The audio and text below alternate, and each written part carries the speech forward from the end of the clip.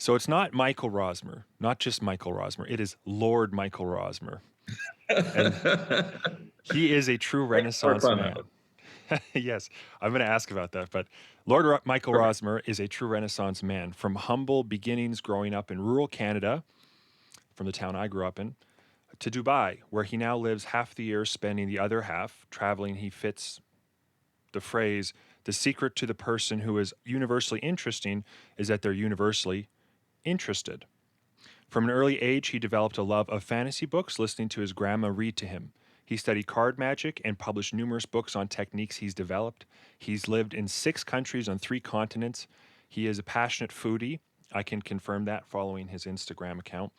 His travels are often centered around one special dining experience or another. He's an entrepreneur, an investor who has run over 14 companies and created the Offshore Citizen YouTube channel, which aims to help people who want to live and do business internationally. He is married to his lovely wife, Tiana. Am I pronouncing that right? Yep. Okay. And they met while traveling in Montenegro, where she's from. And just to further round out that bio a little bit, Michael Rosmer, Lord Michael Rosmer, is the older brother of Kevin Rosmer, who is a fellow collaborator of mine who I've had on the podcast before as well. So that whole family is just well rounded, intelligent people. Anyway, Michael, welcome to Creative Insanity. Welcome to Creative Insanity. So you have a very diverse, staggering kind of background where you have so many different areas I could ask about. It's hard to know where to start. But I thought probably a good base would be if you could talk a little bit about writing and your kind of your own creative background. How did you get into publishing books about card tricks? And tell me a little bit of your story about as a creative artist. So, I think it probably starts, as you kind of mentioned in that intro, that when I was quite young, my grandmother was a teacher. And it actually only really I came to appreciate that this probably was deeply influential in a unappreciated way, which was that I connected with my grandmother a lot when I was really young through her teaching me stuff. So before I ever went to school, et cetera, she would teach me to write. She would read stories to me, et cetera. And I think at some level, I connected love with reading and writing and learning. And so for me, there was just kind of like a great joy there. And so early on, I guess what that really meant was that I really liked books. I really liked reading, particularly fantasy, science fiction, things like that.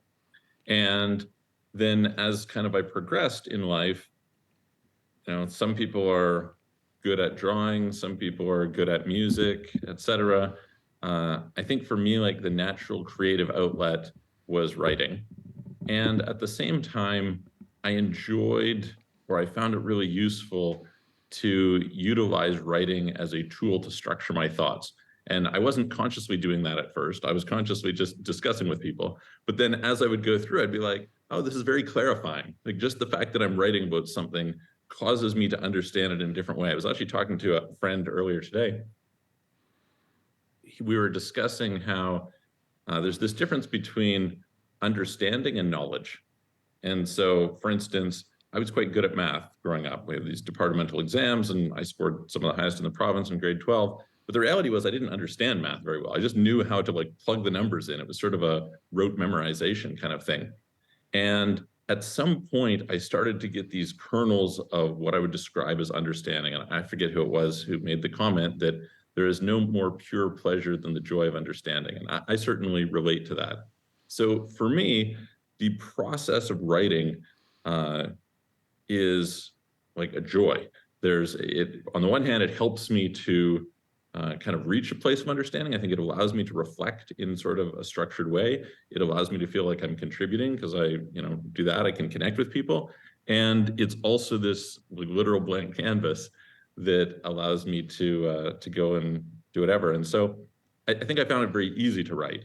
And what that led to was, so back when I was in, let's see, how old was I? Maybe grade 4, grade 5. I had this babysitter who we came from, well, you would kind of relate to this background. So we came from like kind of a Christian background, and there was this role-playing game called Dungeons and Dragons. Well, we weren't allowed to play Dungeons and Dragons because I was kind of demonic. So he had created his own called Medieval Times. I knew nothing about this, but he came over and he did this, and I was like, wow, this is so amazing. You know, he creates this story, I get to play in this story. And so from that age on, I started working on my own game. Basically, my best friend and I would each have it, and it serves as the backdrop for kind of the world for a bunch of the stories that I'm working on writing right now. But I was constantly thinking about how to improve my game, improve the world, etc. And I was always trying to take the ideas that I would find in books and say, okay, well, if there was this character who could do this thing in this book, how could that happen in this game world that I was creating, which is just pen and paper, you know, people sitting around. And so I always thought that maybe I would write at some point. And so then as I go into other fields, you know, when I went into magic and I started learning to study cards, et cetera, I wasn't actually studying it in order to write books or anything, but I started to develop some techniques, and I started talking to other people on forums and things and saying, hey, do you guys know how to do this? And they're like, no, that's not possible. And I was like, no, it is possible. And they're like, oh, could you like explain how it is? So I was like, oh, okay, I guess I'll write something about it. And one of my sort of ethoses in life is I think it's worthwhile to do things that other people aren't going to do. So very often I'm motivated by, I see how I think the world should be out there, and it's something is not there. And as a result, I go, okay, well, let me go and create it because somebody else isn't creating it. And that was the reason why I wrote these books. I was, when I was talking about the books on magic, to some extent, I was thinking, wow, it'd be great if somebody else had already written these so I wouldn't have to write them. It wasn't like I particularly wanted to, but I also felt kind of a duty or an obligation to share the things that I had learned. And it's similar, like the path, I had this sort of self-reflection. I just finished reading one of the uh, Elon Musk biographies, the most recent one by Walter Isaacson. And there's this very interesting question of like, what is worth doing in life? I just turned 40. And so you kind of reflect on life and think, well, time is precious. And what is it that I want to put myself into? And some people don't, I guess, reflect on that from so much first principles. They reflect on it more from the standpoint of thinking, what are other people doing around me, or what will make money, or whatever. Mm-hmm. For me, when I started out, I thought to myself, oh, I want to create this really cool technology. I want to be an engineer who's going to create energy systems and basically to bring the science fiction that I liked into the real world. That was pretty much it. I wanted to, you know, fly around in giant robots and things like this. So propulsion systems and energy systems and advanced computers and all of that. But I got to thinking about it and I thought to myself, well, hang on a minute. If I invent that, then you know, maybe I'm ahead, but somebody else will take my invention, they'll build on it. 6 months later, there'll be a better version. And as a result, you know, what was the point? And so then I thought, okay, well, maybe I should go and get into fundamental physics and mathematics and discover the laws of the universe. That's pretty cool. But then I thought, well, those laws are immutable. They exist. Somebody will discover them at some point. So if I don't, somebody else will. So that's probably not so valuable. Like, what is the thing that if I do it, don't do it, nobody else will? And one of the things is, I think, just telling stories, you know, there are, what, about 50,000 words in the English language. If you were to have 100 to 200,000 words per book, and you were to adjust those randomly in permutations and combinations, basically the story you're going to tell will never get told. That's the bottom line. And I would always be inspired by, you know, consuming other people's content. I think one thing that is true of a lot of people who are authors, anyway, is they tend to read. And so I read something and I think it's wonderful. I think this is amazing, but I wish it had this. And so that serves as a piece of inspiration for my own stuff to try and create what it is that I would like to read. And I think that motivates me. Yeah, it's very much like a conversation. When you see something, it's being part of a conversation. You're sitting there listening to someone else talk, and it's their work, it's their creative piece. And when you feel so inspired, you're like, oh, I want to say something. I got something that I want to add to that. Like, I like what you're doing, but I want to bring something else into this conversation.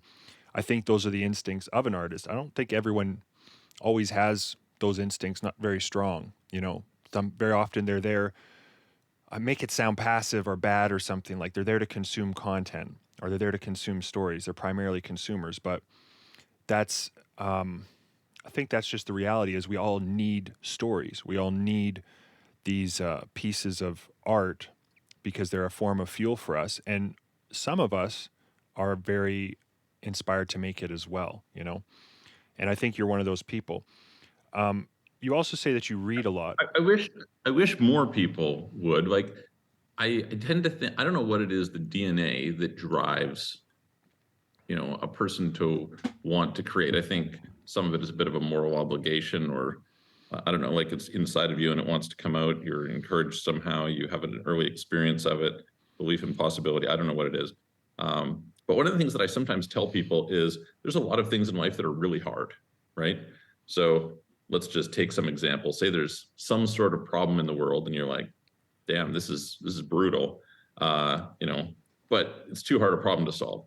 And I've started to tell people, I'm like, it is really hard to solve, but you know what's very achievable? Writing a book about a character who solved it. That you could at least do. Like, go do that. At least funny. then you're doing something. You're not just Mm. sitting there. And maybe that will inspire people. And so anyway, that's kind of an interesting idea that I've been playing with lately. Mm-hmm. Well, and you already are starting to kind of tie into this idea of artist responsibility. And I want to circle round back to that. I have some mental notes about that. But before that, I want to talk to you. I want to ask you about the environment of the artist. I know you've been reading something interesting recently about Leonardo da Vinci, right? And I think, Yeah, I just finished reading his biography as well. Yeah. tell me a bit about what you've been learning and the perspective you've been gaining on how environment influences artists, and I guess what you see our current environment as an artist, whether it be a writer or a musician, or do you know what I mean? Yeah, it's a good question. So, I think there's a lot of, like, we can ask, well, what is the environment, right? We can define that a little bit. And so part of it is, the environment of people who are around you. And I'll look at an example that is, I have a little bit more data on, but I knew somebody once who had done a bunch of research on people who go into business for themselves. And invariably, they usually had a relative of some sort who also went into business for themselves. So I think having examples of people around you who have done something, and I've heard people who are really, like, women who are into some sort of feminism thing talk about, there's like this idea, I've seen it, so I can be it.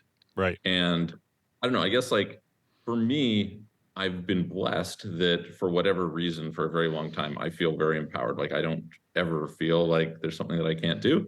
It's sort of, if somebody else has done it, I can do it. And even if somebody else hasn't done it, I can possibly do it. So that's not a limiter for me, but for a lot of people it is. And so when you look, like, Leonardo da Vinci grew up in the Renaissance, right? In Florence, in Italy, which was like the birthplace of the Renaissance.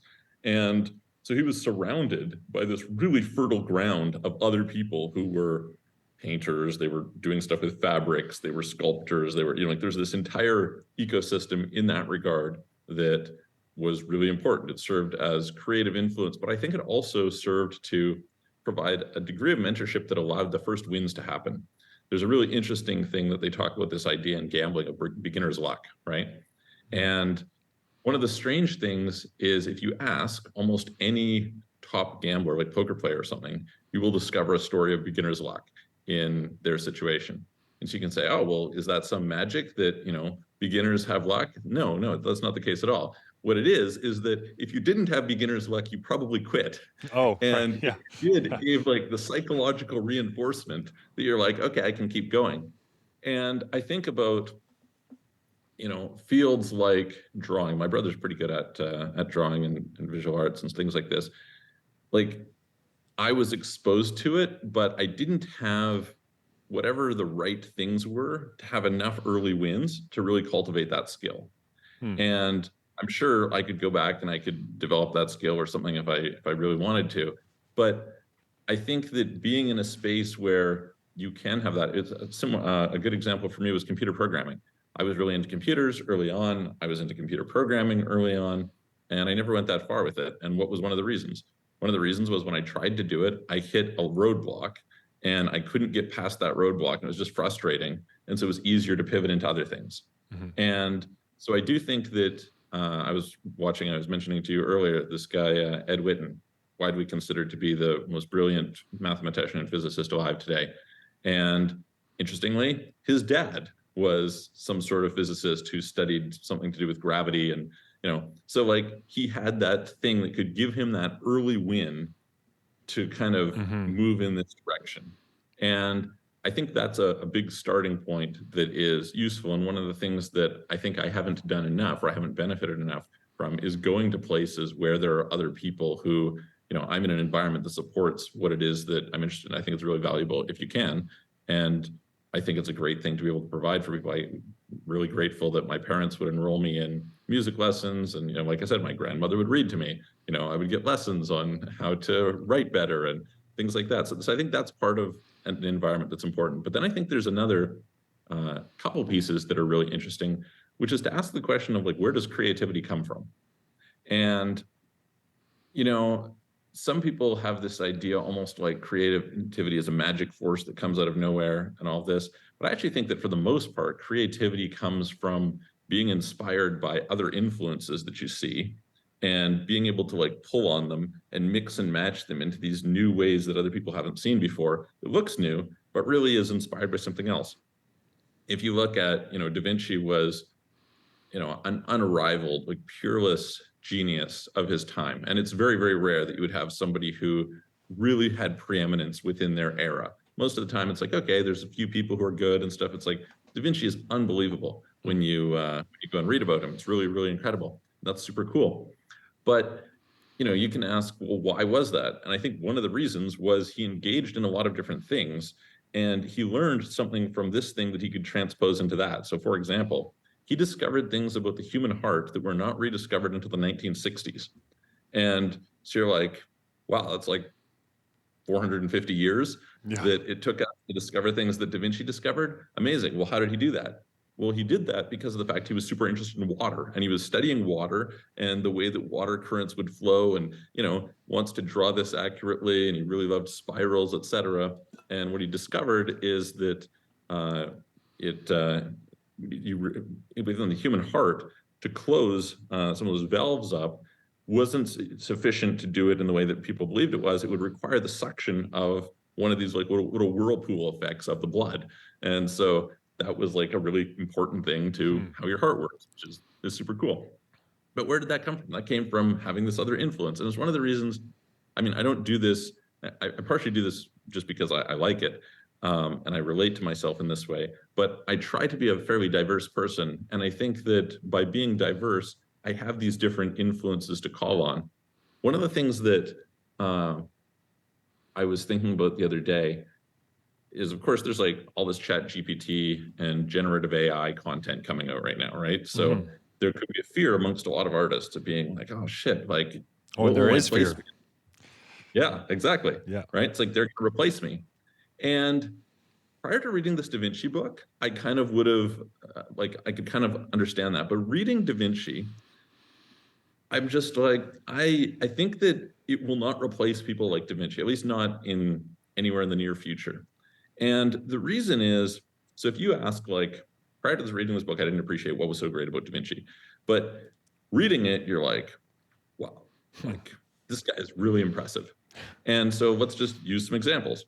So he had an understanding of human anatomy that probably was better than 99.9% of doctors alive today.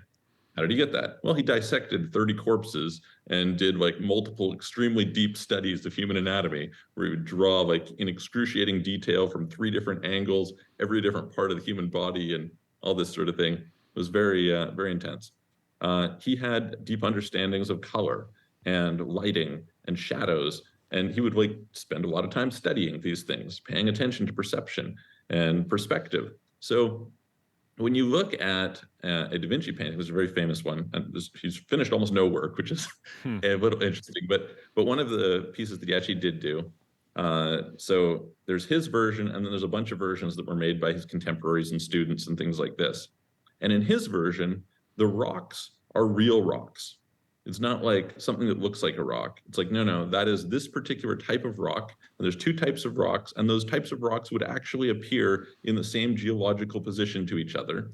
And when you see a flower, it's not just, some little dots that are put to kind of make the thing that looks like flowers. It's like, no, that's a real flower. He has like studied flowers, and he has accurately reproduced a real flower there, and he's accurately reproduced these real rocks, and he's happened to make sure that those flowers would be in the same place consistent with those rocks. They're not inconsistent.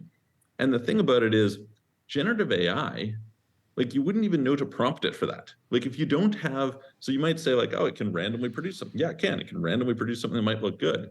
But anyone who hasn't taken the effort to go and deeply study those subjects just wouldn't even know to prompt it in one way or another to do that. And so I think for people who actually are like deeply passionate and willing to go down these lines of study, AI will serve as a tool that, you know, they can use to do various different things.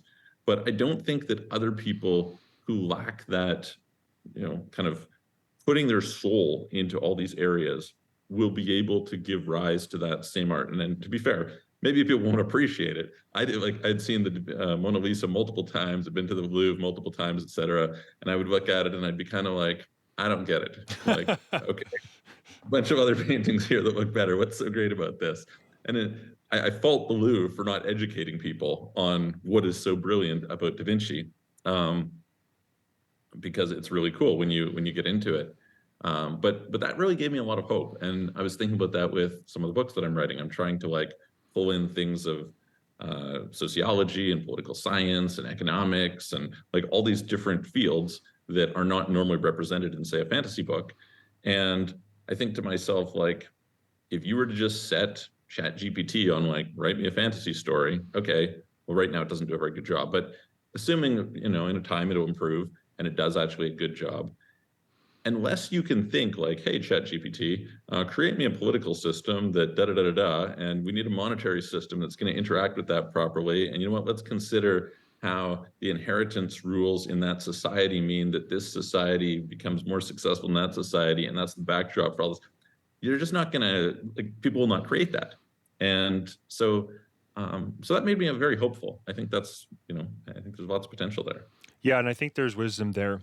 And very often tools come along that threaten whatever discipline for whatever reason. And it always seems like there's concern. And, you know, in some ways there's a sort of skin shedding that happens. Like some artists, you know, stop doing what they're doing. And then there's new ones who are utilizing this technology. I think of like autotune, for instance.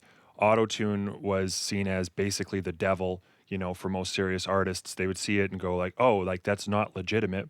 It's no longer your legitimate voice. You're cheating. And so they would refuse to touch it. And then there's other artists who are coming up who are going, well, you know, people are so sensitive to pitch that if this tool can augment a performance so that it is no longer distracting to the viewer or to the listener. And in other cases, it's like, oh, well, we want to stylistically adopt this. So it's so obvious that, you know, it's like, we don't care. I don't care so much about this that I'm going to just slap it everywhere. And is a sort of statement in and of itself. All these new forms of expression come out of one technological advance. Yep. And now where is it settled? Well, it's settled where autotune is used on like 99% on the radio. The technology had this whole stratosphere of changes that developed from it, and now it's sort of normalized. Now it's part of the conversation. It's no longer taboo to be like, yeah, I use autotune with my work. And I think most artists, if they do use it, they utilize it carefully. You know, maybe they'll use Melodyne or something like that, where they're precision going in and just adjusting things ever so slightly. They're not necessarily slapping autotune on everything. And then others are slapping it on everything, but it augments their performance in a way that they're not so concerned about getting the pitch right. They're in the studio just doing the best that they can and actually moving forward and getting a decent product and getting more and more stuff out there. So it's very interesting how, I guess, technology is part of the environment, right? It's what is accessible to the artist. Have you ever wanted to grow your own garden, but didn't feel like you had the space? With food costs rising and concerns over fertilizers and unnecessary chemicals being added to our food every day, maybe you should consider purchasing a hydroponic garden system for your home. Grow clean and fresh produce all year round with the Eden Tower from Hope Innovations. When it comes to growing your own food, invest in the best system out there and discover the joy of regularly having freshly harvested salads, homegrown herbs, tomatoes, peppers, and more with your very own hydroponic system. Engineered to be elegant and practical, the Eden Tower stands above the competition with its patented cup system that allows you to drop a seed and go. You don't need a green thumb to grow some of the most delicious and nutritious food you've ever had. I have an Eden Tower in my home, and we've had it for many months now. My children love it, my wife loves it, and having it supply our table with fresh produce has become a regular and welcome staple to our diet. For my viewers and listeners, get an exclusive $200 discount when you make a purchase at hopeinnovation.ca for your own Eden Tower. Go to hopeinnovation.ca and use coupon code SERVANT to receive $200 off your order. Once again, that's hopeinnovation.ca. Use coupon code SERVANT, spelled SRVENT, to get $200 off your purchase of an Eden Tower. Support the show by supporting them and your own fridge with fresh vegetables and fruits in the process. And now, back to the show. Yeah, one of the really cool things, there's a great TED Talk. I think I'd mentioned it to you. I don't remember who it was, but famous composer, pianist. And he was talking about how you look at, so for instance, if you go into a Gothic cathedral, why did you have Gregorian chant? It's like, well, because you have a lot of echoes in that environment. And so the types of music that you can play in that environment and have it sound good is not, there's just limitations there. And then on the flip side, you might go out to some amphitheater in Africa and they have a lot of loud drums and all these things. It's like, well, that music needs to carry over a physical space in an outdoors environment, et cetera. And so there's that. And then now you have iPods and you stick this little thing in your ear and you can't have it go super quiet, then super loud, or the person's like having their eardrum blasted, then they're turning down, then they can't. So you tend to get much more even dynamics in terms of the volume. And so, yeah, it's quite, it's interesting how there's so many different subtle ways that we're affected and we don't even really pay attention or we're not really aware of how we're affected, but it says something. I sometimes think of, like our bodies are essentially a like data aggregation and compression algorithm. We have like, if you have a scar, that's like a piece of data about the past of your life.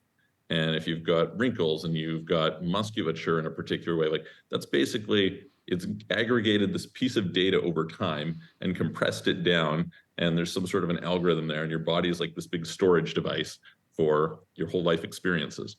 And I think in some respects, the art of the time has something similar, where there's actually what is in the art.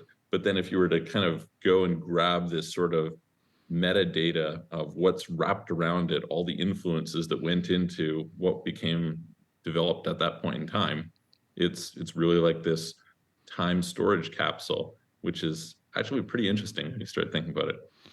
Makes me think about how, what is consciousness? Like with AI, there's a lot of concern that, this will replace, writers, for instance, because people can just type in a bunch of prompts and they can get to a deliverable product that to your average reader, they might not be able to discern whether or not that was a human intelligence. And the way that you're describing a human being almost in a sense as this sort of, data, this collection of data, this algorithm, of experiences and whatnot, it makes me wonder that, is AI ever going to advance to a point that it is effectively human in nature in a way, that it has the same kind of comparable consciousness that to tell the difference would be impossible? And does that challenge what an artist can do?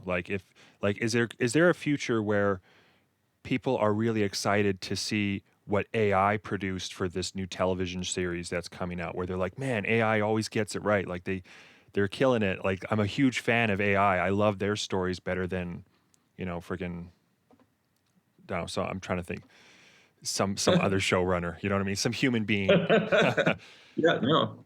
I mean, I think that one of the things that you can ask really is like, why do you do art, right? And something that I think is a little bit of a pity is that more people don't just do art as a hobby. Like, okay, yeah, you can make money at it, you can have some commercial interest, et cetera, great. But like, what about for you, for your soul, for your own expression, for your own whatever? And if some people resonate with it, great. And if they don't, it's not that big a deal. Like, that's I think that people who are, if you make a living at it, I think like if you're just a mass produced graphic designer, somebody who just spits out more or less templated logos for people or something, you should probably feel threatened. But Hmm. also, you should probably just like maybe dig into your passion a little bit more and try and insert some more soul. Um, Whereas if you're somebody who's like, hey, listen, like I do art first and foremost for me as a means of expression, as a communication of who I am, my life circumstances, my values, my beliefs, my dreams, my goals, my aspirations, then, regardless of what somebody else can put out, it doesn't invalidate what you put out. And there's going to be a certain set of people who resonate with that. And they're going to connect with you partially based on you, not based on, because I don't know, for some reason the work in one way or another is better. It's like, well, you can't replace you. That's the whole point. Yeah. And we've seen this, like, I didn't know anything too much about it. And then I was talking to somebody a couple of weeks ago and learning about this whole Taylor Swift phenomenon. So of Hmm. course Taylor Swift is a big deal for a while. Well, apparently since COVID, she's like the global megastar, like, just beyond everything else that's going on. And I was hearing all that. This person who was telling me was apparently like a Swiftie, which is one of these. And you're like, okay, like why is Taylor Swift such a big deal? It's like, people are, is her music just that much better than everybody else's? No, it's not. It's like she's built this persona that people connect with, and a lot of people have grown up with her, and they kind of have seen her go through experiences, and they feel like they've shared those experiences. And you've got different generations of young girls, middle-aged girls, like grandmothers, et cetera, going to these Taylor Swift concerts and connecting. And that connection is really on a very human level. And then the art is the interface between those people, and that kind of allows them to come together. And I don't think that there's any reason to believe that would ever go away, in part because of the fact that I don't think the desire for human connection and people to relate to and aspire after is ever going to go away. Yeah, and the thing about her work too is, I mean, what she's singing about. She's singing about love very often. Is singing about things that is, uh, imminently human. Like everybody, almost everybody experiences, being forlorn or something like that. Like the things that she talks about are inward for her. Like they're not just the external factors of her life, like, oh, I'm going to a football game now and hanging out with this guy who's really famous or whatever, and all the media attention's on me. If she put out music like that, maybe she has the odd song.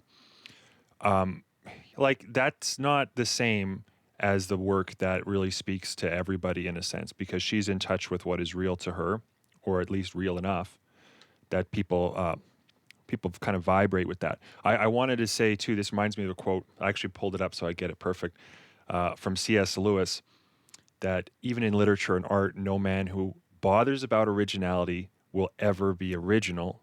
Whereas if you simply try to tell the truth without caring two pence how often it's been told before, you will 9 times out of 10 become original without ever having noticed it. And I think that's it.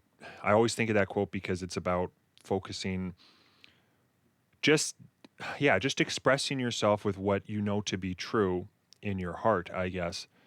If you're doing that properly, you're going to resonate with a large swath of humanity, because we're all human and we all have these, we can all relate in one way or another to the other. But when you're fabricating or trying to be like someone else or making something kind of fake, I don't know, people have a really good barometer for that. They can smell it. Yeah, yeah, I think that's definitely true. I think the thing is like, because somebody could push back and they could say, well, okay, AI can write lyrics as good or better than Taylor Swift, and basically just learn off it. And I think that's true. AI probably can learn to do that and can put out a lot more content. But I do think that there's something about the fact it's like, what is it that makes such and such original better than a print? And it's like, well, there's a relationship there with the artist, and people are not just interested in the art, they're interested in the artist and how that connect, like there's a connection there. It is like a form of communication. So yeah, I think, like I said, somebody who's just mass producing soulless crap will probably have some problems. And I think that there will be always room for people to connect, especially if you're like willing to invest in sort of putting yourself out there and building a following and all of that. I think people will resonate. So, what responsibility does the artist have then? Like, if just to make a comment about, what is an artist, you're saying that basically it's a shame that more people don't have creative hobbies. So, in a sense, everybody can be artistic. Everybody, you know, even if some of what they're doing, like, there's kind of like orders, there's like hierarchy in terms of art, like, writing and, music generation is probably somewhere near the top because it's like the most like pulling something out of the ether, the most like pulling something out of nowhere. Whereas, following a pre-designed, I don't know, blanket sewing or something like that, it's more something that can be replicated a number of times. Your following is quite structured. The person who came up with the blanket maybe is a little bit more, I guess, yeah, like there's a kind of hierarchy, I guess is what I'm trying to say in terms of like higher creative, lower creative, not in terms of value, but in terms of, from the ether, from nothing. Yeah, probably true.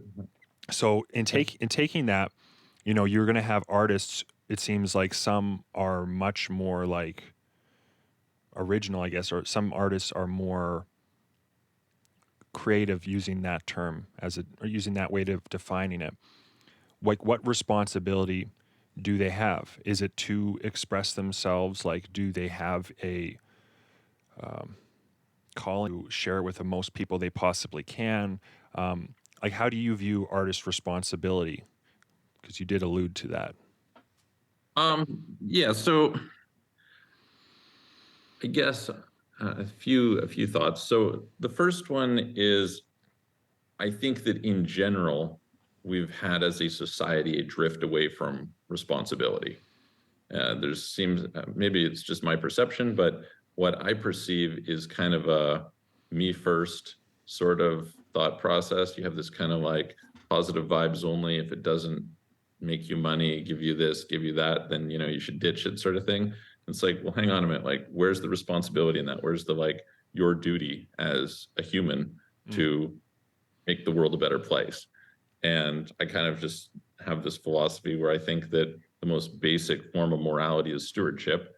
You've been given certain gifts, resources, thoughts, ideas, environment, etc., and it is beholden to you to take that and make the most out of it.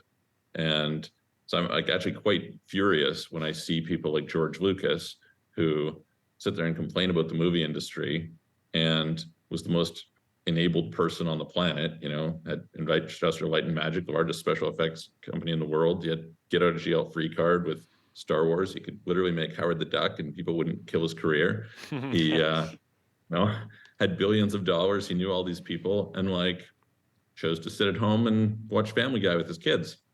And not that there's anything wrong with sitting there watching Family Guy with your kids, but I think to those who are given much, much is expected. And so it might not be what you like. And to some extent, like, maybe it is hard. Yeah, it is. But like you have a certain duty to bring that out. I think that's like just a general, like, I don't know, moral philosophy that I have. If I think more broadly about it in terms of like artists and responsibility, and I think that lots of people might say, oh, well, you shouldn't create content that's going to be a bad influence or something like that. I don't buy any of this particularly. I think that the most basic starting point to me, should be that you should endeavor to do the best that you can. So let's just start with that, right? Like, I think that some people, and I don't know if you can kind of decide where's the line of art in there, but in addition to like the level of creativity, I do think there's also a level of like, okay, do you have skin in the game? Do you have soul in the game? Do you have like, how much of yourself are you injecting into this thing? How much of your passion and how much are you working to try and improve your craft continually, et cetera, et cetera? I think that matters a fair bit. And one of the things that was really cool about Da Vinci is this guy only finished like 15 paintings. It's pretty abysmal list of completed work. But he was working on the Mona Lisa for like 15 years and would just keep like improving some little thing here or there as his understanding went on. And I appreciate that quite a lot. I think that a person can create a lot of noise out there, and quality over quantity is not necessarily always the best financial choice, but I think there's like, you can be proud of yourself and you can be proud of what you've contributed to that. So like one of my thoughts for myself was always, I never want to be in a position where I'm forced to write for money. So I, of course, want the things that I write to be good, and I want people to like them, and I'd like them to be successful. But I don't ever want to be like, oh, I need to make some more money, so I better go and create some more content. It's like, that's like, then you don't have that inspiration, that thing coming from within you. And so I always endeavor to put myself into a position where I can do the stuff for me first and foremost, and then share that with others. And is it that it needs to be shared with as many people as possible? That's a good question. Does it need to be shared with as many people as possible? I do think that you have like a responsibility. It's like the story from the Bible, right? About like, don't put your lamp under the bushel basket. I do think there's something to be said for that. I do think that there's something to be said for having your voice. There's like, my favorite ever thing that Jordan Peterson said was like the first thing I ever heard Jordan Peterson said. It's this great little 7-minute clip where he's talking about how speech is not safe, and the importance of speaking the truth, and how not speaking is also not safe, and how much further you get ahead and what kind of person you are if you're willing to go and stand there and express yourself and get beaten up, and how that kind of develops you. So if we consider sort of a basic notion that, as a basic human, I think you should endeavor to be the best version of yourself you can.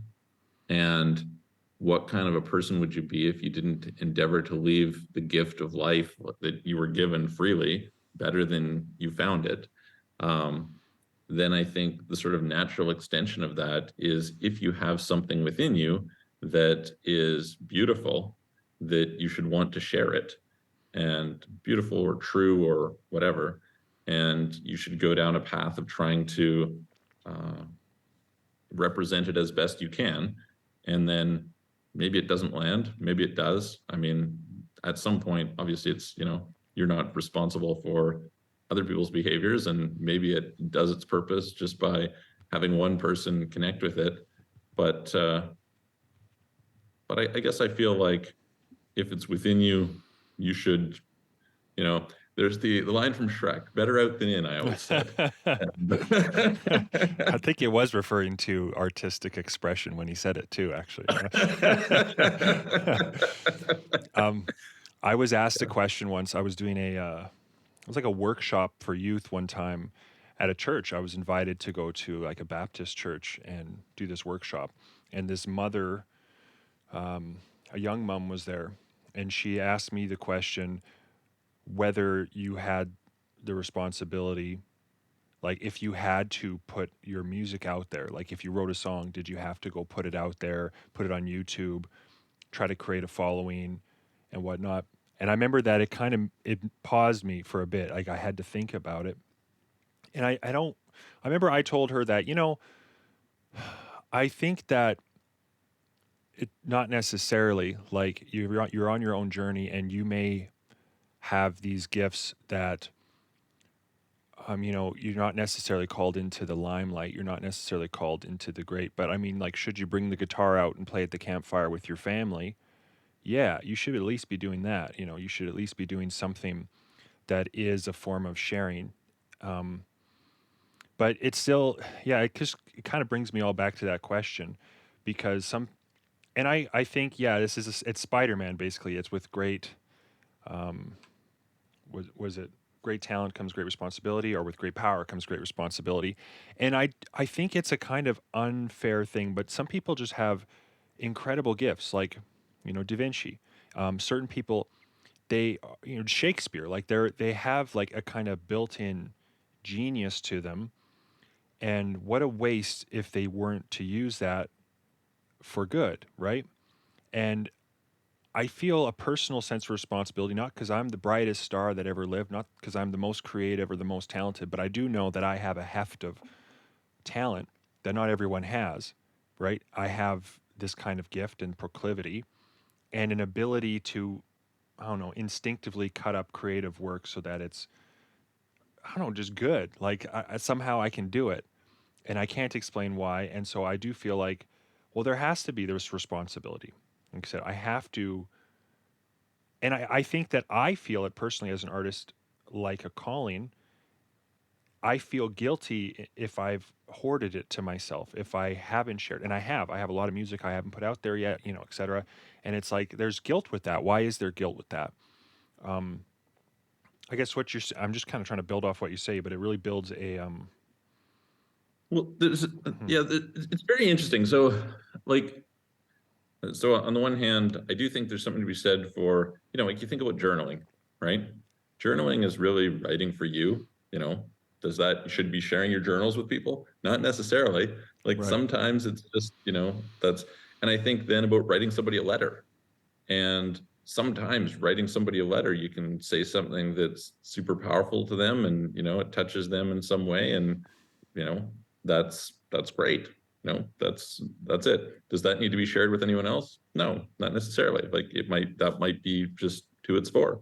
Um, then there's other cases where, like in the case of Da Vinci, I mean, he had, you know, like I said, very few finished works, but he had, you know, manuscripts and manuscripts and manuscripts of ideas and thoughts and sketches and all this sort of thing. And thank God we have that he wrote it down.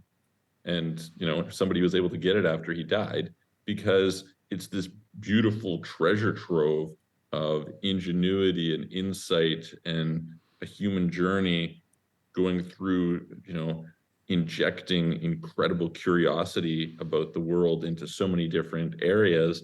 And that's inspiring and that's wonderful. I do kind of like think there's another thing though that you mentioned that I maybe will push back on a little. And kind of you're Please do. mentioning like, okay, you know, you've got somebody like Shakespeare or Da Vinci who's so brilliant. And I mean, look, undeniably Shakespeare and Da Vinci were so brilliant.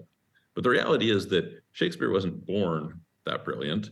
You know, Da Vinci wasn't born that brilliant. It wasn't like Da Vinci was doing the Mona Lisa when he was 11 years old. Right. He was able to do the Mona Lisa because he spent 50, 60 years of his life honing that craft and developing that skill. So it's almost like the real responsibility is like what's right in front of you right now. And you kind of follow that on this journey step by step. And so, you know, I think like what is the kind of first key? Well, okay, you have time, you have some people around, you have some resources, and you know we're blessed in those regards. But then another gift that you might have is like inspiration.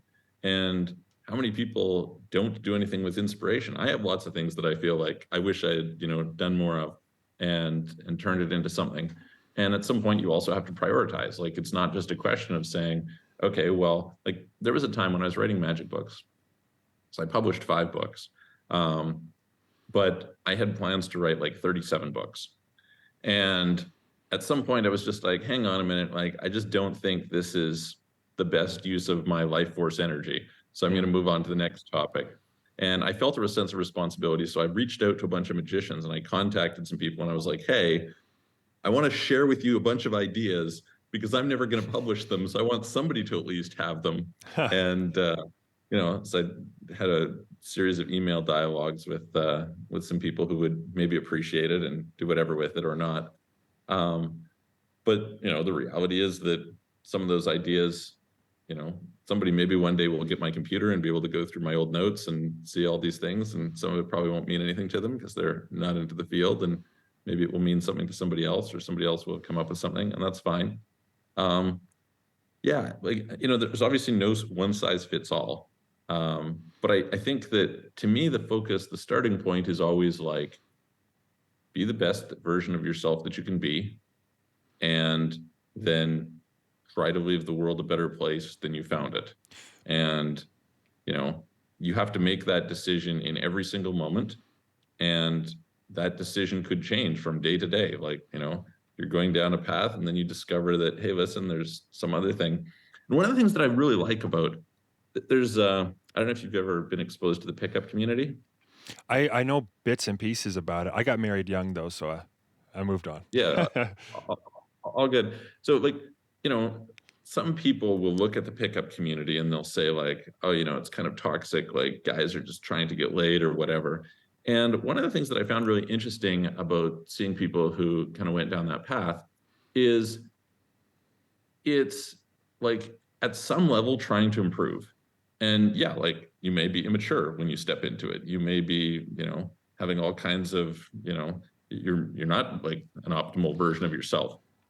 But the process of trying to improve yourself almost like inherently converges on improving in other ways. And so when I would see these people, it's like the person who starts out just wanting to get laid at some point starts to realize, I got to work hey, out. like Yeah. fulfilling. Yeah, I got to work out. Exactly. Yeah. Now I have to work on my health. And hey, listen, you know what? I have to work on my finances, which means I need to build a career and I need to be a more interesting person. And I need to figure, and like you start going down this path of self-improvement. And so it's very similar to, I think, when you start creating any piece of content. I've read some books where people have like this structured way that you should say, write a book. I'm like, this is complete and utter nonsense. This is garbage. The reality is you have to start with whatever your point of inspiration is. And then you just start going from there, and you're start getting some other points of inspiration, and those will inform the earlier one, and you'll kind of have this circular iterative development process. That's how you make great work as far as I'm concerned. And so the same is true, I think, in anything of self-improvement. Is like, if the inspiration to improve is to get laid, great. Like, go and at least like follow that, because that will invariably lead somewhere that down the road has this compounding effect that's really, really appealing. And so I think a similar thing I would say for people is just like, from an artistic standpoint, if you have inspiration, do something about it. Try expressing it. Then, start figuring out, hey, are there ways that I could improve it, and get feedback and put it out there. And, maybe it's not the best thing. Maybe it doesn't connect with most people, maybe whatever. But iteratively, that's like where the real value lies in. And so like when I read about Da Vinci, I was like, it struck me that I don't know that Da Vinci was so, like if you were to put it in IQ terms, I don't know that his IQ was so much exceptionally higher than somebody else, or you could pick any number of these different people. I think it was, he had relentless curiosity. He had obsessive attention to detail. He was like willing to pour himself passionately over a long period of time into these things. He exposed himself to a whole bunch of different influences, and he was a practitioner. He was somebody who would actually go and build stuff and draw stuff and like engage with the world. And the compounding of all of that led to this thing that we look at and we're like, holy shit, this person is this epic genius. But was it that they were an epic genius, or was it that, nobody else did the path that he went through that resulted in this view of this epic genius? And obviously that's difficult to disentangle, and I don't necessarily think it's important to, but I think you can learn from the fact that clearly this bundle of other things, had a deep influence in where it ended up, and you can do that bundle of other things. Yeah, and you certainly make a good point with that. I think I like how a lot of, being a good creative person, let's say, comes down to just basically being a good person. It's Yeah. recognizing that you have certain responsibility to be the best version of yourself. And I mean, if you have humility, you can pay attention to yourself. You can pay attention to what is it that really, you know, gets you clicking. What do you like? And for me, for instance, it was like piano. Like I was drawn to that piano in a way that, I could observe that about myself. I could stand outside and go, that guy likes to play piano. He wants to be there for some reason. Yeah. And eventually, you start when you're very young and you more and more, and you start to notice trends about yourself, right? If you pay attention to the workings of yourself a bit, then you realize that you are becoming a particularly shaped tool. And so, like Yes. you were focusing on writing books about magic and you wrote 5 of them. And then you got to a certain point and realized, I really have other territory. I have other things that I could be good at or that I want to do or contribute to this world. You know, like the shape that the producer isn't necessarily matching the output that I think I could be capable of. That's from self-observation. You're noticing that about yourself. And so, yeah, being the best version of yourself, for me, what does that look like? It's probably along the lines of, you know, putting out great musical and, film content and, combining my unique set of gifts and my ability to work with the team and to delegate and to raise people up. I've got a host of things that are contributing to my artistic output that I am grateful for.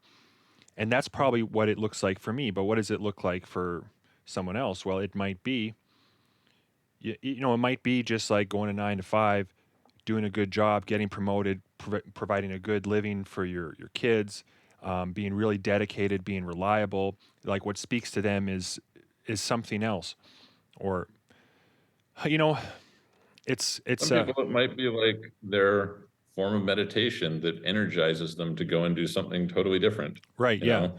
So Yeah. you have to understand something about yourself as well as about the world, and that does come full circle into like your approach, which is to be interested in a bunch of things, to have diverse experience. Like Da Vinci was the original Renaissance man. You know, you want to have a wide pool of experience and understandings to pull into your expression because that is living quite fully, right? Like, I think there's wisdom there. Hmm. Something else you said, I'm almost separating this in my mind in like acts. Like first act, we're talking about Yeah, sure. Yeah. environment. Second act, we get into kind of like artist responsibility. You mentioned that you don't want to ever depend on your art financially. You want Right. it to be kind of this unsullied process where it's just pure inspiration to page. That assumes that your finances are probably handled. And in your bio, and as I know about you, like you, besides all this artsy stuff, you also are quite financially grounded. It seems like, you've been running businesses, you do this offshore citizen thing, which I think has to do with understanding like tax laws and all this stuff that's beyond me. Yeah. What, why do you attack, for being such a creative person, do you see any conflict there where you're like really financially minded? Do you see it complementary? Do you think more people should have an understanding of finances? What role does money play in the life of an artist, do you think? I guess. Well, so this is another really interesting thing is if you study a lot about the development of art, what you come to see is that a lot of the development of art was shaped deeply by the people who could afford to pay for it at the time. Hmm. And so like what allowed art to flourish in Italy during the Renaissance was partially the Medici family and the Borgias and various different others who were interested in taking the wealth they had and deploying it that way. Why did we go into the Baroque period? Because the church wanted to improve their image after the Reformation. And so they were paying for all sorts of art to make the church look big. Why did that go into the Rococo period? Because the nobles wanted to make themselves look good. And, so it's like, I do think that there is an important role that kind of the financial world, that's part of that context, that environment, comes to play. But aside from that, I also think that in order to maximize your creativity, you have to have a certain degree of financial ability. So I'll give you an example of something. So there's a project that I want to do. I have not done it yet, but essentially it's to support new artists, new authors to start off with, and then maybe other people later on.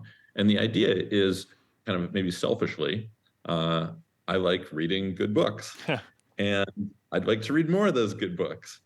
And some of my favorite authors are not that successful in terms of like their books being massive bestsellers. And I've written to some of them, and like I haven't seen any book out of them. And I'm like, hey, Brian, what's going on? Like, I love your work. It's amazing. Like I noticed something hasn't come out. Like I'm worried that maybe you're having a tough time or something. Like your stuff is awesome. I want some more of it. Like, how are things going? And like, just think about this really simple thing.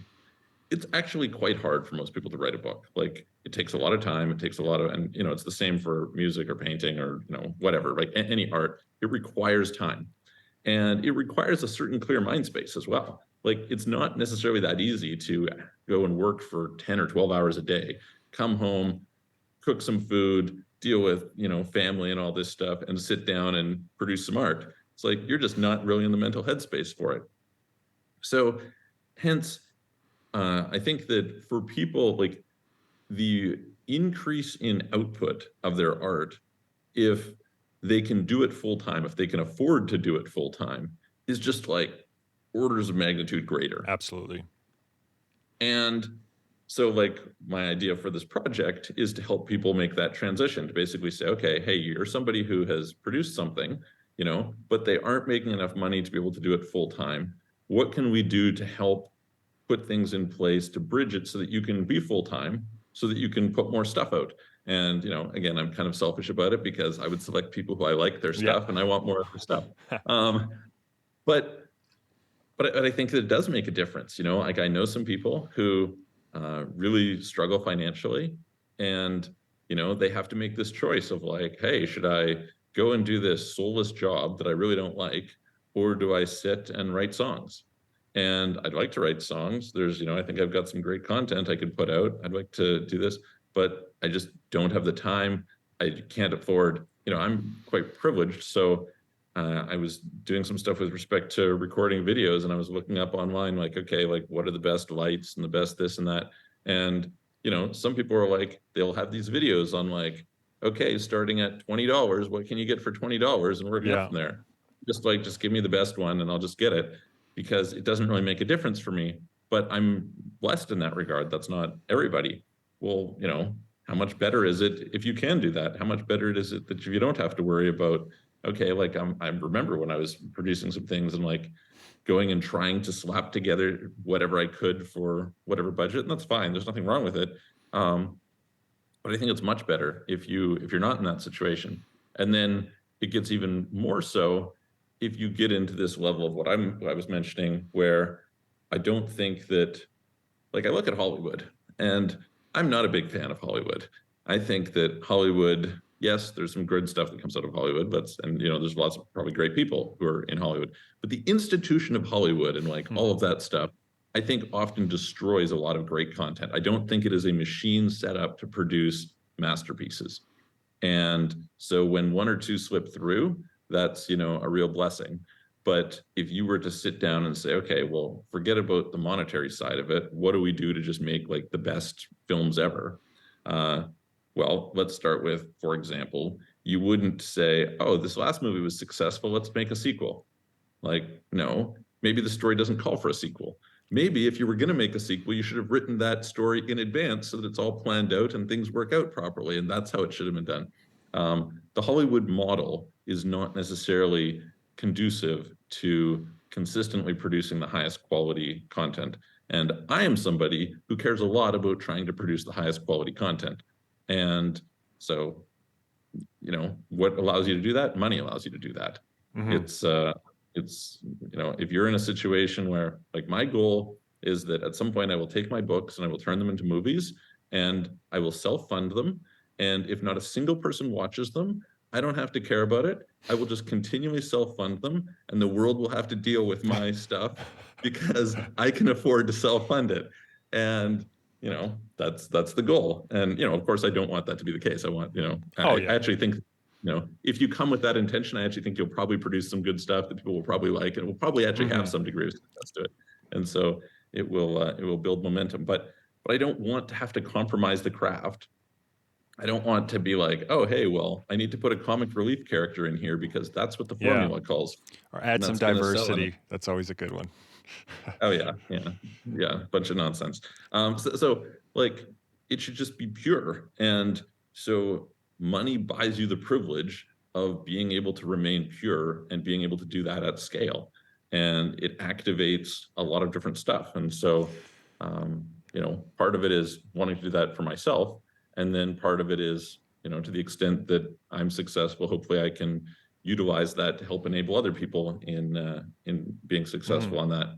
Are you enjoying this conversation? I really hope so. This podcast, like my music videos and films as Servant, is a labor of love. But the bottom line is that volunteer labor has its limitations, and all of this takes money. For my staff Nikki's hours as she edits the show, for my own hours as I chase down interesting guests and record with them, there's always a cost to producing high value content, even if that cost is small. Support my artistry as Servant and the show Creative Insanity by buying me and my team a coffee, or sign up for a monthly membership to help me make music, films, and podcasts that are meaningful and worth experiencing. Simply go to buymeacoffee.com/servant. Once again, that is buymeacoffee.com/servant, spelled SRVENT, and see how you can support. Thank you to everyone for listening, supporting, and sharing these conversations with your friends. All of that's very helpful to the podcast. And thank you as well to everyone who supports my music and films as Servant. And now, back to the show. So much of what you said, I fully understand. I fully understand it personally. Like, I'm not the only artist who's like myself, but for instance, I've struggled with finances. Finances have been like this pesky little thing I have to think about sometimes to continue to survive. But I've never been someone to be like, oh, I need to be stable so that I can produce my art and come from a stable place. And it's been quite the journey in trying to make reasonable money and be stable doing it. And I totally, it sounds like a fantasy, but it's like I have this thought in my mind where if I could just get up and do the thing I want to do, which is produce art, like I'm working on this project right now, Dance with the Devil. And it takes a great amount of editing and composition and a lot that I'm doing. I'm wearing many hats to make it happen. And I did it all on no budget, basically. I mean, I had to self-fund. Yep. I had to self-fund, and like only things that I'm paying for are like hotels, because we went and filmed in Calgary. I'm feeding the crew. I'm making sure that Yep. crew is fed, but all of the crew is working volunteer. Like everybody's Yep. just kind of pouring into it. And I've thought to myself sometimes, like, man, I'm finally in a place where, like, if somebody did throw money at me, if I did have at good crowdfunding or whatever it was, that I know actually how to spend it to make the product better, to actually make a good story. Like I feel like the fundamentals of story are there. And you don't start there when you're a kid. Yep. It takes a while to develop as an artist and develop your craft and finally get that sensibility. And I feel it's Yep. like, so it's kind of been on my mind quite a bit on there's nothing more tragic, it seems sometimes, when you see a very, very talented person who is devoted and really good at what they do not have an ability to do it, right? Mhm. It's like a kind of prison, like a jail or something. They can't escape the responsibilities of their present life, and it is sad. And I want to enable people like that too. And Yep. financially, this has been an area of like a complete ineptitude on my part. I've not been able to speak any wisdom into anyone's life about finances. All I know is that it is definitely true that money matters a great deal. And, Yep. when you're 20 and you're a prolific artist and you're coming out with stuff, and you might think that you don't need money. You might think that, oh, it's all going to come together. You're wrong. Like you're very wrong. You need to survive, and that the method of your survival is going to change as you get older. You know, perhaps you have a family at some point or responsibilities. You know, where you're living, price increases, groceries, everything changes.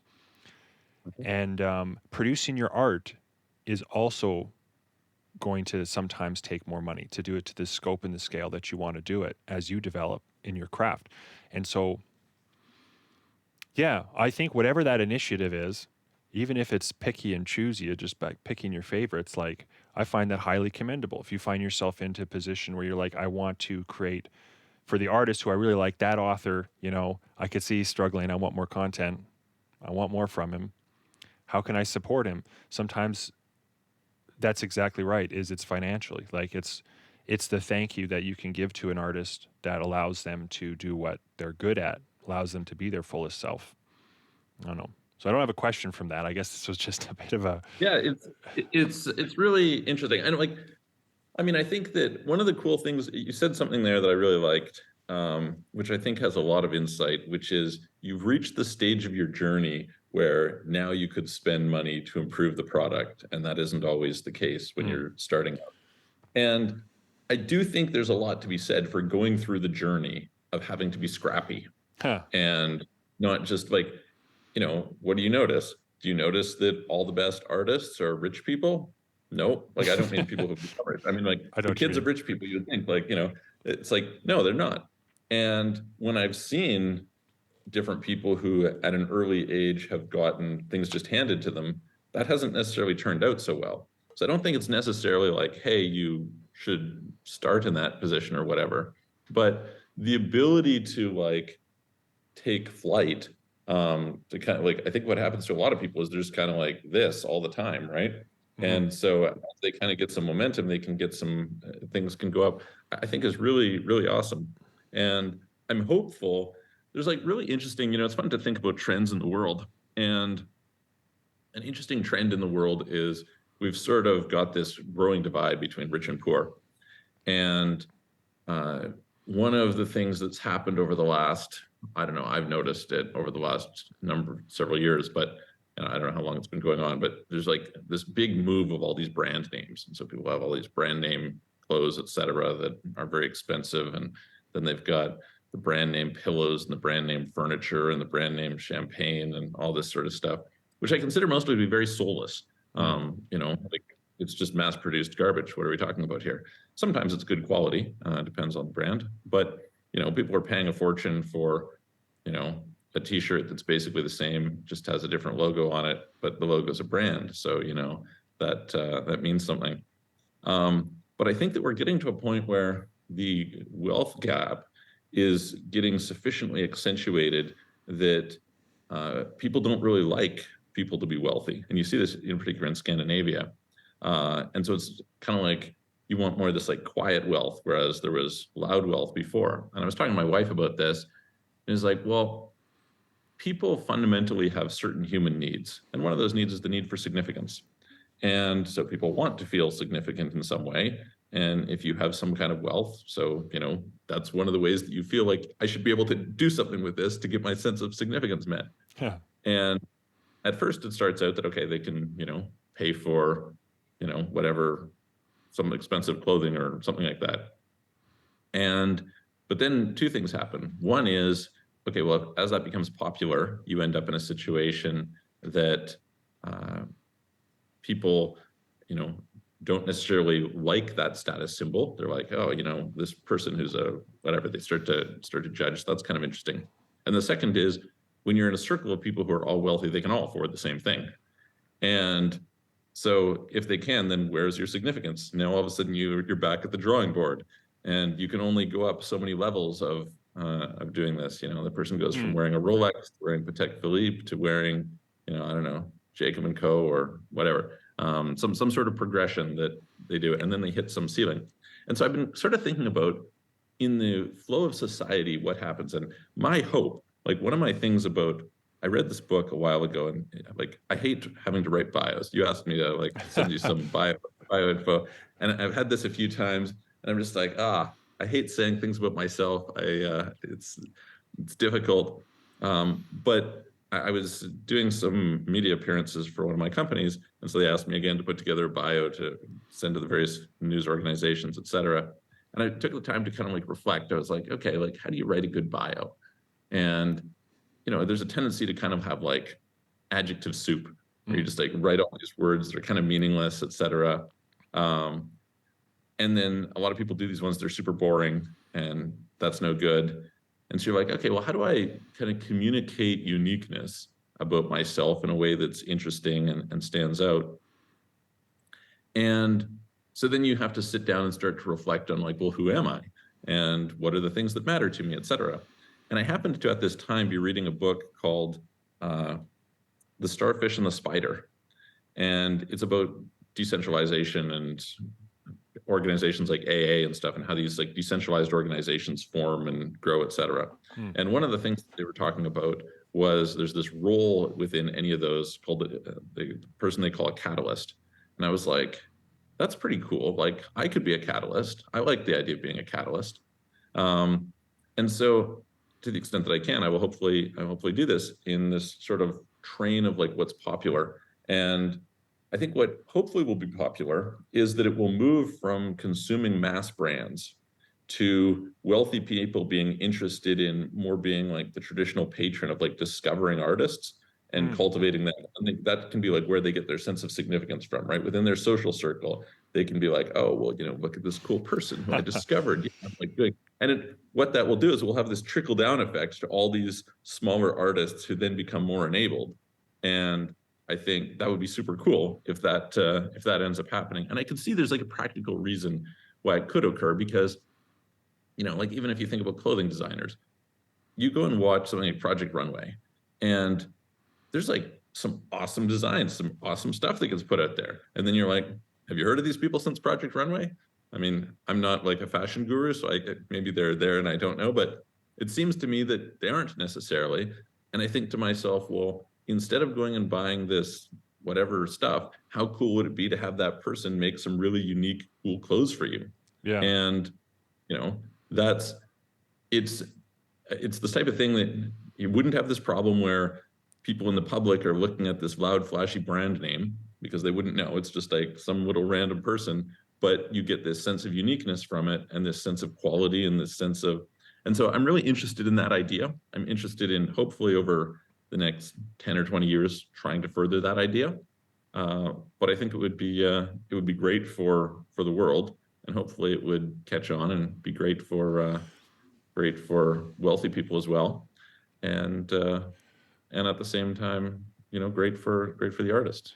Yeah, and it seems to me that having a focus on being diversely educated and having a wide set of experience in life, being, as you said, interested in many things, may increase your odds of being able to pick a good artist. Because I've seen things, I don't want to give a specific example of this, even though I have one in my mind, but I know exactly of a case where there was someone who was a very well-to-do businessman who's quite well known, who picked an artist and started to get into the artist production or whatever. Like he wanted to fund the artist to do the artist stuff.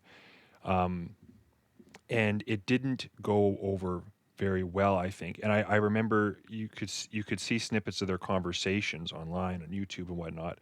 And he was so giddy. I remember him being so giddy and so excited about, he's like, I picked this artist and I'm so thrilled about it.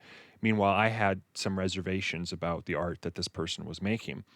And it made me think, it's like, maybe like everything is in alignment with this guy.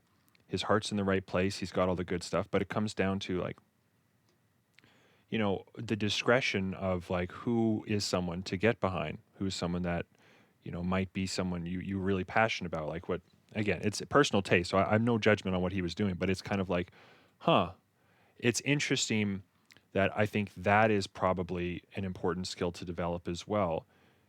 If you have a resource, spending it well, and there are plenty of talented people, plenty of artists, for instance, if you gave them a bunch of money, they might just spend it on alcohol and cocaine or something, right? Like it's like you think that they're going to be a good investment, but artists are kind of weird, flaky people sometimes, and it's like, that's not a good one. So it's like, well, you need one who's industrious, or you need one who's like really well grounded, or who has a good base. Like I could see that being an interesting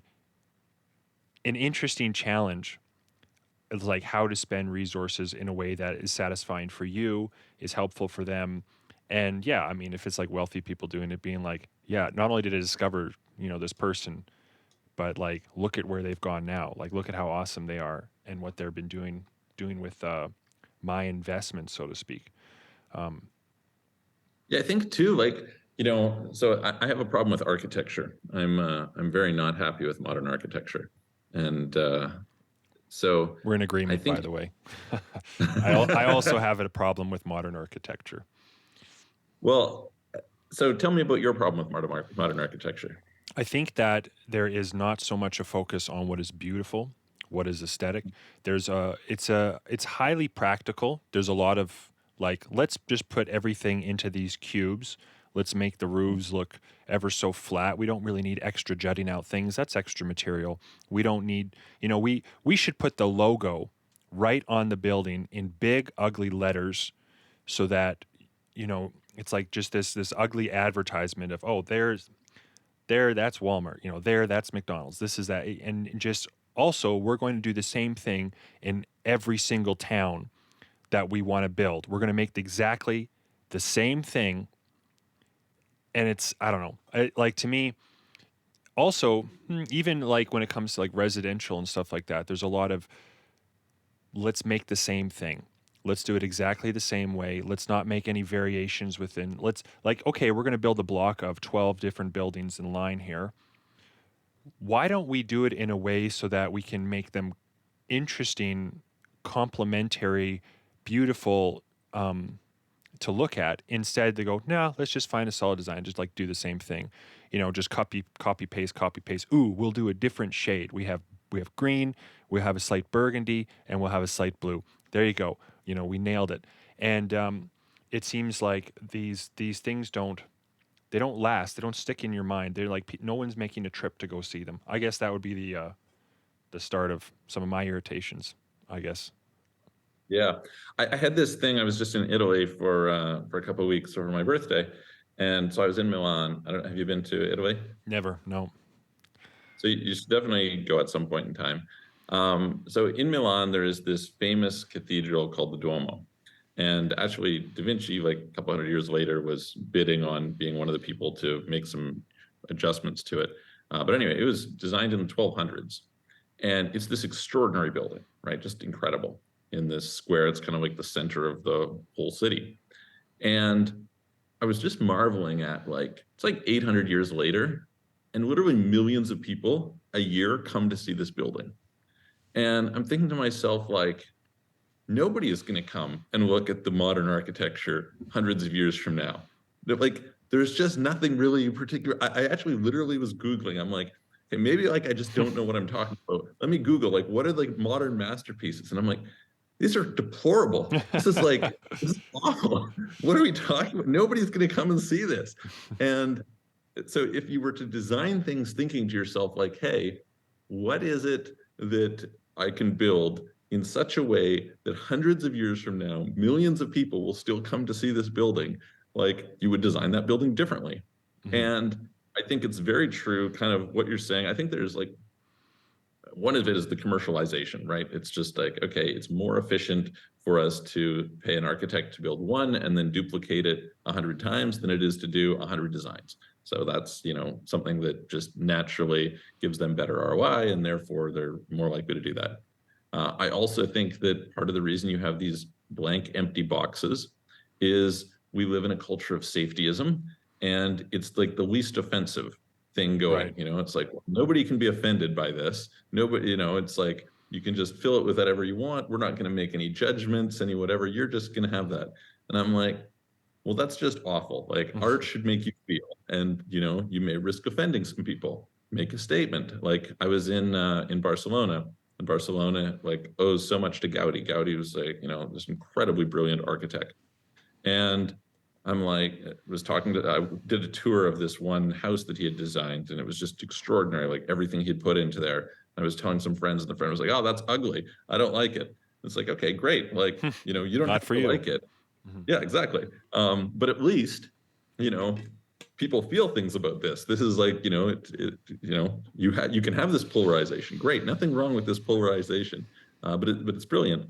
And so, yeah, when I think about architecture, it's interesting because I was thinking of how historically, if you were to look at like, say, European palaces, et cetera, they sort of had this gradual progression, right? And one of the things that was gradually progressing was, the desire of royalty to show off their wealth. And so, probably the height of this is like Louis the 14th in Versailles or something like that. And so on the one hand, you can say, okay, they started to use increasingly expensive materials and stuff like that. But then one of the things that came about was like, I mean, it's just art everywhere. Like the ceilings are just paintings, the walls are paintings, everything is paintings. And, I was like, well, actually, that actually is, you could like, it's more valuable than any material. If you were to just have like this really beautiful piece of artwork. And now maybe you don't want that piece of artwork in your place. That's a whole other conversation. Uh, but I think it's great if we start thinking in terms of, yeah, how do we take things and we beautify them? And if you look at, for instance, you can go to Eastern Europe, and in Eastern Europe, I mean, you have this brutalist architecture, as it's called, and these old, disgusting communist buildings that were built in, I don't know, the 50s or 60s, and they're falling apart, and it's just such an eyesore. You don't want to be there. And then you go to Paris, and Paris has these buildings that were built a few hundred years ago, probably around the time of Napoleon, and they're so beautiful. And it's like 200 years later, people still want these buildings that are beautiful and they want to walk these streets versus these other ones, a few decades later, everybody's like, get rid of it. It's like, it's actually a liability. And so I think there's kind of like some short-termism that goes into people's thinking there. They aren't thinking about, this long-term vision for what things can be. And I think that's a shame. It would be nice if they would, because maybe it costs a little bit more at first. Maybe it's a little bit harder. I know I, as much as I can criticize the efficiency, when I had my first house and I had to renovate it, I can tell you I learned to dislike arches because arches are just like way harder to build, way more expensive, way all this stuff. You're like, okay, squares it is. That's it. That's where. Yeah. So I'm like, I understand the practicality of it, but this is something that I hope like we can start to encourage and re-enliven as a society, because I feel it's sad that we have departed from it. And like, we're the most enabled generation in history. Why shouldn't we be creating the most beautiful things in history, and having things that are going to last and people will come and be excited about them in the future? And yeah, I don't really feel that about modern architecture. Well, it's some of the incentive structure might not be quite right. Like you said, people are maintaining profit. If a company's hired and they want to make 12 houses in a row, they're like, yeah, let's be smart about this. Let's not overexpend. Let's not spend too much money on the designs. Let's just get a good functional one. Yeah, we don't want to offend anyone. Like, let's make it good, basic, kind of suits everybody, suits your average, everybody, every house needs to have this mentality.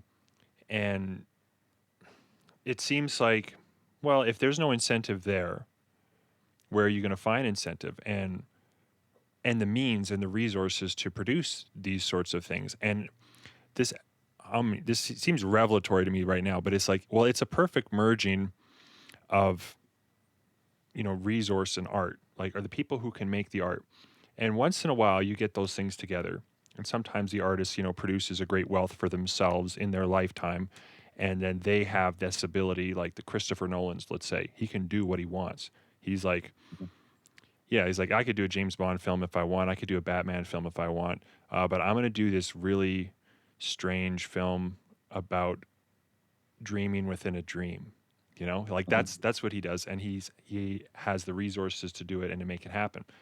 So this is where, yeah, if people have wealth, or if people have that, something fruitful for society that they can do is to pair with, find the artist, find the person who has that drive and ability and talent to create what is a masterpiece, to help provide a resource, right? Like if you're the masterpiece maker, you need to find a resource, and if you're the resource, you need to find the masterpiece maker, and there's a kind of like a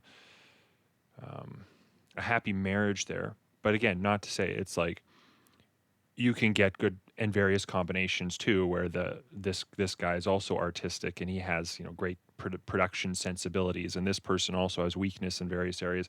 Like collaboration can bring such wonderful things, and no temple was ever built by one man. And yeah, so okay, this is interesting. This is like a kind of, I feel like this has been a great wandering through philosophical and conceptual territory of like what it means to be an artist. And I guess I'd like to ask, being a somewhat practical person, Mhm. we didn't even really get into sanity yet. I feel like we could we could get into like what makes somebody sane. Maybe just a good place to start for that would be, what do you think makes an artist or creative person sane, or anybody sane? Like, how does one maintain sanity? How do you find it? How do you cultivate it? How does it grow? What do you do?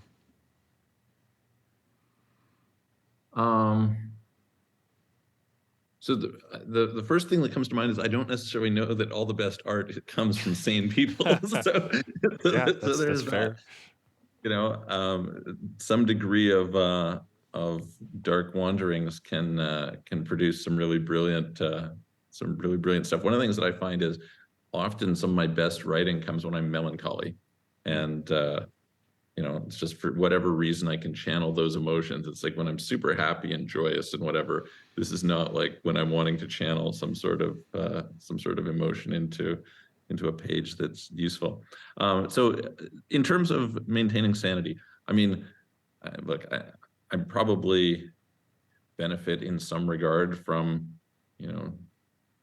being relatively healthy. That probably is a starting point that helps. I think I tend to have a really healthy social circle for the most part. I have a healthy relationship with a wife who cares about me and helps to take care of me. And I think that goes a very long way. Mm. Um, I think that uh, I try to have some semblance of like taking care of myself in terms of like my health and exercise and things like that. I think those things are helpful. Um, I think that for me, the biggest challenge is feeling pulled in many directions. Like I just have lots of ideas and lots of things that I want to do and lots of things I want to be engaged in. And so every day I have to get up and decide what not to do as opposed to decide what to do, which uh, some people find really, like, my wife would go insane if she was just like, look, like if I open up my phone, it probably has, let's see here, how many unread message threads do I have? I have 574 unread message threads on the Oh man. Messenger app. Yeah. So it's like, I have to be okay with letting go of those things. And that's something that I don't think some people are so good at. And so I'm just trying to like reflect on how did I get to being okay with that? It's like I can have a lot of tabs open in the browser and I'm okay with it. Mhm. And where does that come from in terms of like sanity? Hmm. I did an exercise with myself years ago. I had read the book The 4 Hour Work Week, and Tim Ferriss had talked about kind of this low information diet.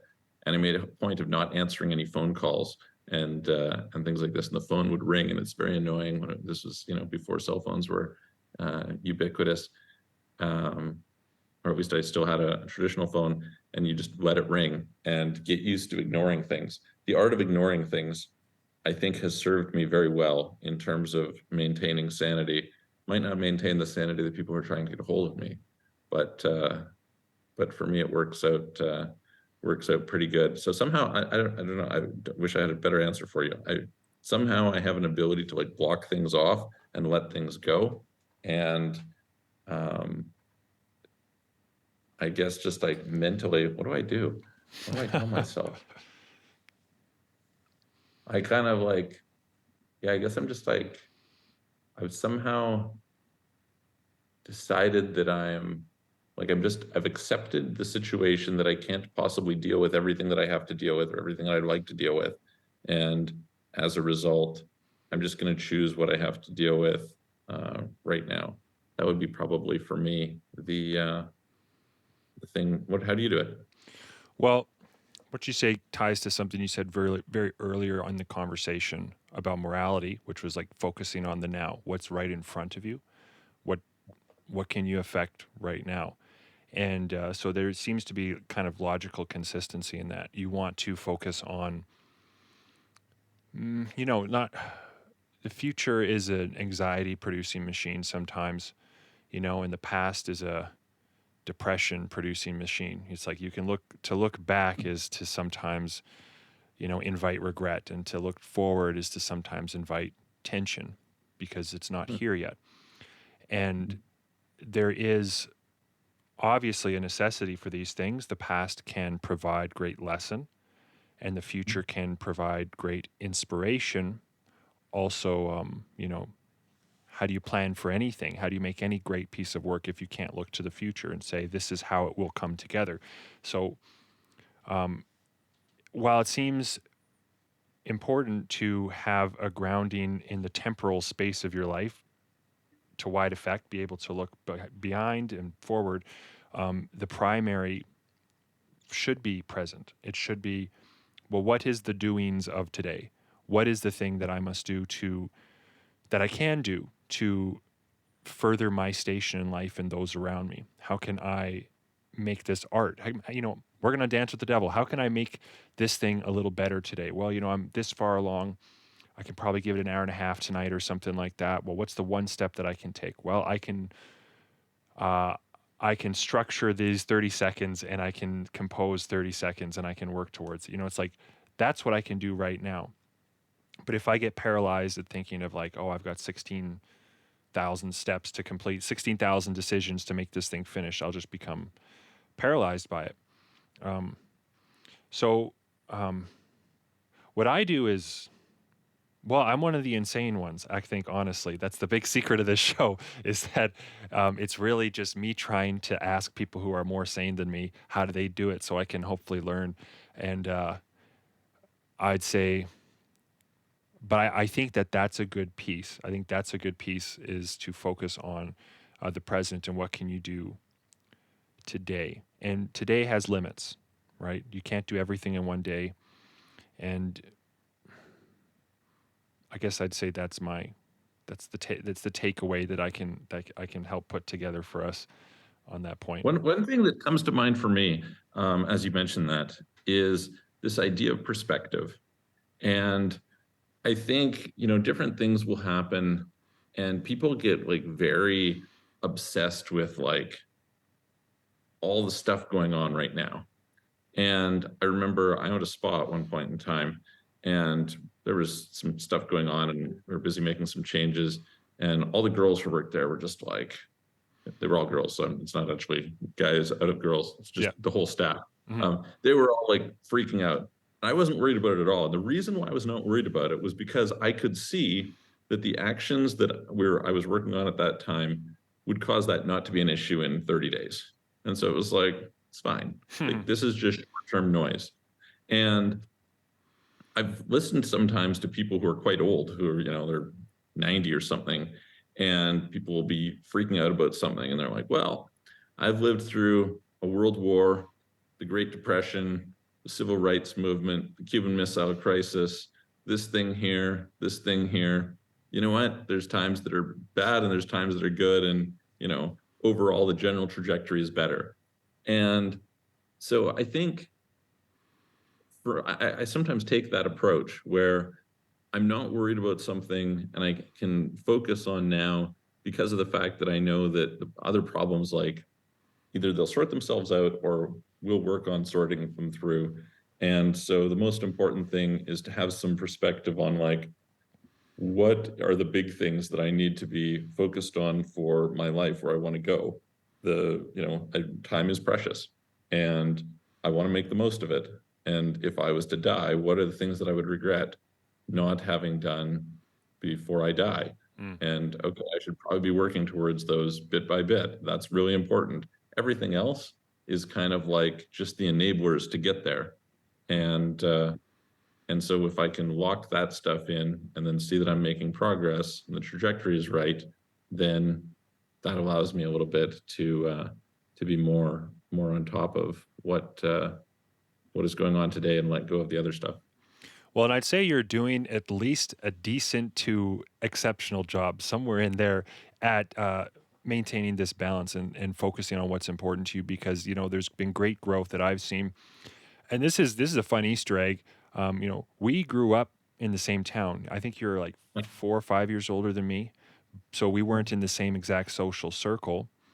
But I hung out a lot with your little brother, and we were making stuff together, and you hung out with my older brother a little bit more. And then, it was like through the annals of time, you went off to Dubai and all these different places, and you became like a whispering of like, where's Michael Rosmer now? Where is he doing? So it's fun because we reconnected. I want to say a few years ago, like when you started your podcast, you were asking me a little bit about mine, I think, and like, where was I publishing and whatnot like that. And I think that it got us talking more and being a little bit more in contact. And I've been really enjoying that. It's been really great. And I think this conversation, while very diverse, I think is very practical and very useful. And there's a lot of good meat there. So yeah, great. Thank you for your time. I look forward to chatting with you more about all of this. Yeah. Well, it's great to see the progress. Like I think about there was that music video that you and Kevin did with Christina back in the day. Oh my, yeah.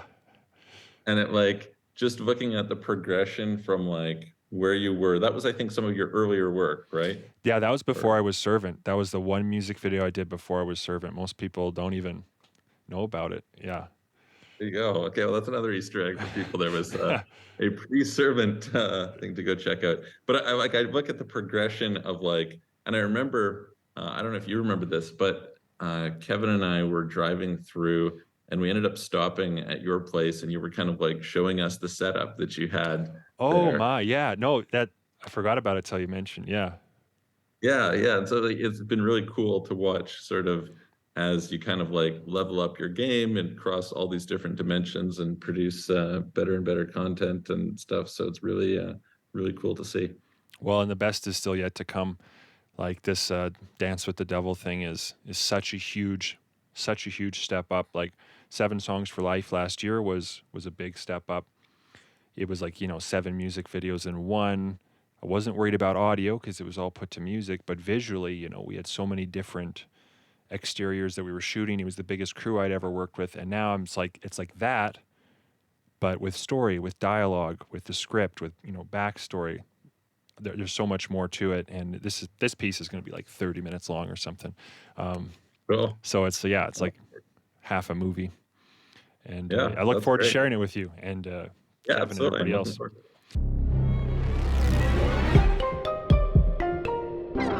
This podcast is produced by my film company, Red Reach Productions. We specialize in business promotion, documentaries, and cinematic storytelling. Based in Edson, but serving the whole of Alberta, Canada, and beyond. Check out our client testimonials and reach out to discuss the film project that you have in mind at redreachproductions.com. Thank you again for listening to Creative Insanity.